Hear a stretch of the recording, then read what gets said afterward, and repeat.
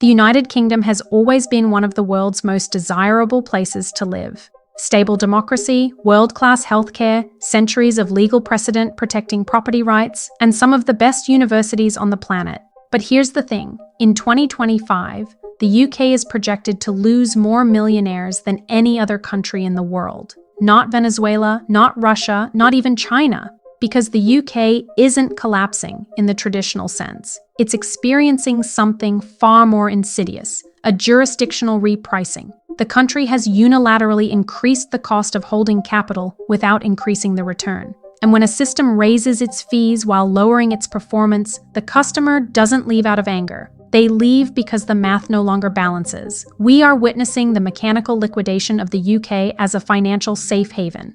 For decades, the UK operated as a global safe deposit box, a low-friction environment for international capital. The system's unspoken promise was simple. You bring the liquidity, we provide the legal stability and tax efficiency. That promise is being rewritten, and the consequences are already showing up in the data. Let me show you exactly what's happening here. Because this isn't just about rich people moving to Dubai. This is about the fundamental economics of how capital flows between countries. And what happens when a nation that built its wealth on being a safe harbor decides to change the rules of the game? The first thing you need to understand is something called the deemed domicile ratchet. This is the mechanism that's actually forcing people out. Capital flight isn't instant. It's a slow burn triggered by policy cliffs. The deemed domicile rule, introduced in 2017 and tightening significantly in 2025, acts as a time limit on capital efficiency.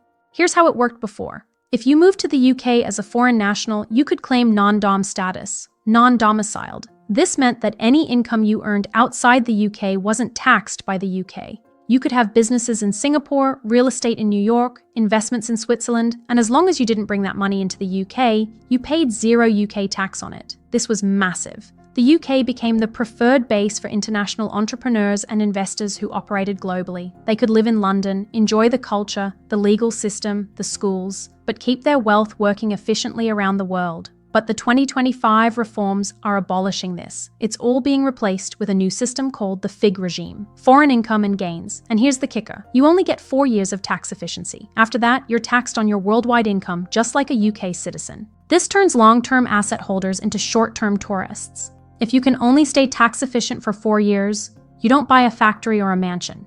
You rent an apartment and keep your money in Dubai. And this is where the numbers start to tell a very clear story. Projections for 2025 show a net outflow of approximately 16,500 millionaires from the UK. That's the highest raw number globally, effectively double the outflow of China, which is losing around 7,800. Now, 16,500 people doesn't sound like much in a country of 67 million, but we're not counting heads, we're counting capital. These 16,500 individuals represent a disproportionate percentage of the investment capital needed to fund businesses and real estate development. When you lose this concentration of wealth, you're not just losing people. You're losing the financial infrastructure that supports everyone else. But here's where it gets more interesting. This isn't happening in a vacuum. The UK is competing against other jurisdictions that are actively trying to attract this exact same capital. The United Arab Emirates has zero income tax. Singapore has a territorial tax system. Portugal has a special regime for new residents. The UK is asking investors to pay a premium price to enter a market that has barely grown in efficiency for nearly 2 decades. And that brings us to the second major problem, the productivity yield gap. High taxes are tolerable if the economy is booming. They're fatal if the economy is stagnant. And the UK's economy is very stagnant. Since 2008, UK labour productivity growth has collapsed to below 1% annually. By the third quarter of 2025, output per hour was only 3.1% higher than it was in 2019. In 6 years, productivity grew by 3%. That's 0.5% per year. This is the killer metric. The UK is asking investors to pay a premium price via new taxes to enter a market that has barely grown. The yield gap is negative. Compare this to the United States, where productivity has grown by roughly 15% since 2019. Or Singapore, where productivity growth has averaged 2 to 3% annually. The UK is offering a worse return for a higher price. That's not a political statement. That's just math. And this is compounded by another issue that most people don't talk about, fiscal drag. fiscal drag is a hidden tax. The government freezes the thresholds at which you start paying higher tax rates, but inflation keeps pushing your income higher.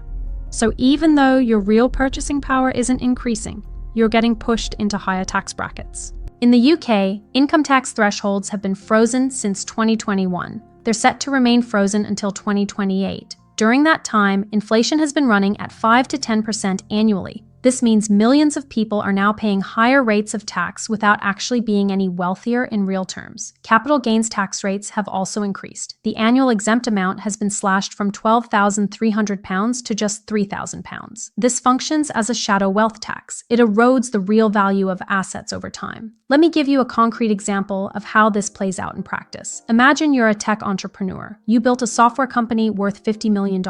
You're thinking about where to base yourself for the next phase of growth. Option 1. Move to London. You get 4 years of tax efficiency. After that, you're paying UK tax on your worldwide income. If you sell your company, you're paying capital gains tax at 24%. You're also paying income tax at 45% on any salary or dividends. Option 2. Move to Dubai. 0 income tax, 0 capital gains tax, world-class infrastructure, and a government that's actively trying to attract people like you. Option 3. Move to Singapore. Territorial tax system. You only pay tax on income earned in Singapore. Your company isn't taxed. If you sell it, no capital gains tax. The UK is competing against all of these options, and it's losing. Now you might be thinking, okay, but surely the UK has other advantages. The language, the culture, the legal system. And you'd be right. Those things matter, but they don't matter enough to overcome a 15 to 20% annual tax disadvantage. If you're a high net worth individual, you can buy access to culture. You can buy access to education. What you can't buy is a lower tax rate once you've established residency. And this is where the UK's historical advantage is eroding. For decades, the UK was the place where you could have it all. Great lifestyle, legal stability, and tax efficiency. Now you have to choose. You can't have both. And increasingly, people are choosing tax efficiency. But it's not just about people leaving. It's about who's not coming in the first place. The UK has always relied on a steady inflow of international talent and capital. But that's changing. Applications for UK investor visas have collapsed.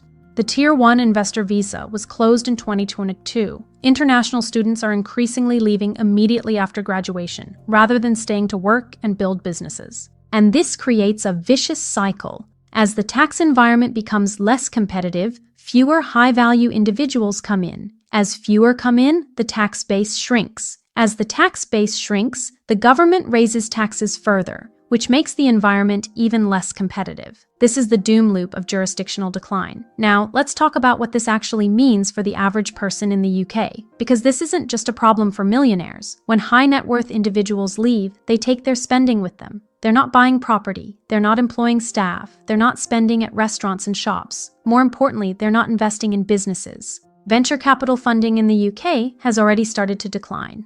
Early-stage startups are finding it harder to raise money. This has a direct impact on job creation.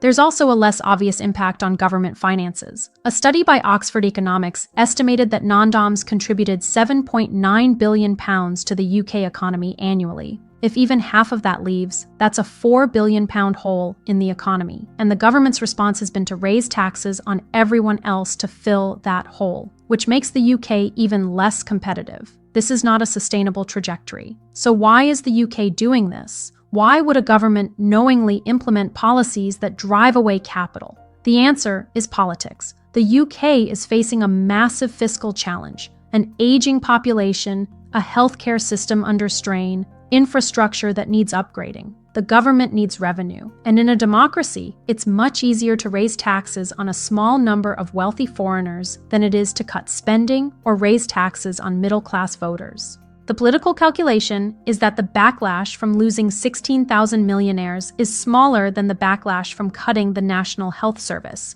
But this calculation ignores the second-order effects: the lost investment, the reduced job creation, the brain drain. These things don't show up immediately. They compound over years, and by the time the full impact is felt, it's very difficult to reverse. There's also an ideological component. There's a belief among some policymakers that the UK is so desirable that people will stay regardless of the tax environment. But this belief is being tested in real time, and the data suggests it's wrong. Now let's talk about what happens next. The most likely scenario is that the outflow continues and accelerates. As more people leave, the network effects that made the UK attractive start to weaken. The financial services cluster in London becomes less dense. The ecosystem of lawyers and accountants who specialize in cross-border work starts to shrink. There's also a risk of a tipping point, a moment where the perception shifts from the UK is expensive but worth it to the UK is no longer competitive. Once that perception takes hold, it becomes self-reinforcing. We've seen this happen before. France implemented a wealth tax in the 1980s. Over the next 30 years, an estimated 42,000 millionaires left France. The wealth tax was eventually abolished in 2017, but the damage was done. France is still trying to rebuild its reputation. The UK could be heading down the same path. Here's what you need to understand. This isn't just a UK problem. This is a template for what happens when any country tries to increase taxes on mobile capital without improving the underlying economic fundamentals. The United States is watching this closely. So is Canada. So is Australia. The lesson from the UK is clear. Capital is more mobile than ever. And when you raise the cost without improving the value, capital leaves. This is the new reality of jurisdictional competition. Countries are competing for capital the same way companies compete for customers. And the countries that offer the best combination of stability, opportunity, and tax efficiency are winning. The UK is learning this lesson the hard way. Because here's the thing, when a country loses its status as a safe harbor for capital, it doesn't just lose the capital. It loses the ability to attract the next generation of entrepreneurs, investors, and innovators. And once that's gone, it's very hard to get back. The United Kingdom built its wealth over centuries by being a stable, predictable, and attractive place to do business. That reputation is now at risk, and reputations, once lost, take generations to rebuild. We're watching in real time as one of the world's great financial centers reprices itself out of the market. The exodus of 16,000 millionaires in 2025 is just the beginning. The real question is what happens in 2026, 2027, and beyond, because the math doesn't lie. And right now, the math says leave.